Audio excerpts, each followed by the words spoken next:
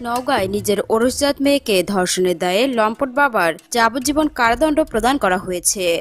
গত বৃহস্পতিবার সকাল 11টায় নওগাঁর নারী ও শিশু নির্যাতন দমন ট্রাইব্যুনাল ২ এর বিচারক বিজ্ঞ জেলা ও দায়রা জজ মোহাম্মদ মেহেদী হাসান তালুকদার এই রায় প্রদান করেন।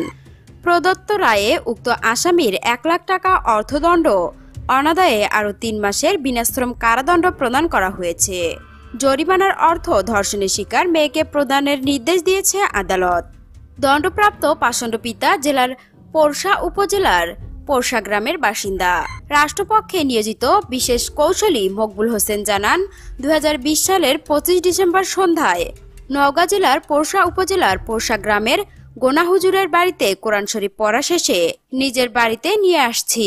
মাঝপথে সন্ধ্যা ৬:৩০টায় গণেশপুর গ্রামে কাঁচা রাস্তার পাশে জলুক ও নূর হোসেনের নার্সারিতে মেয়েকে জোরপূর্বক ধর্ষণ করে। মেয়ে বাড়িতে এসে মাকে এসব ঘটনা খুলে বলে। মা তার বাবার বিরুদ্ধে পোরশা থানায় একটি মামলা দায়ের করেন। পুলিশ তদন্ত শেষে আসামি উক্ত পিতার বিরুদ্ধে আদালতে অভিযোগপত্র দাখিল করে। ২০২২ সালের ১৯শে মে মামলাটির সাক্ষ্য গ্রহণ শুরু হয়।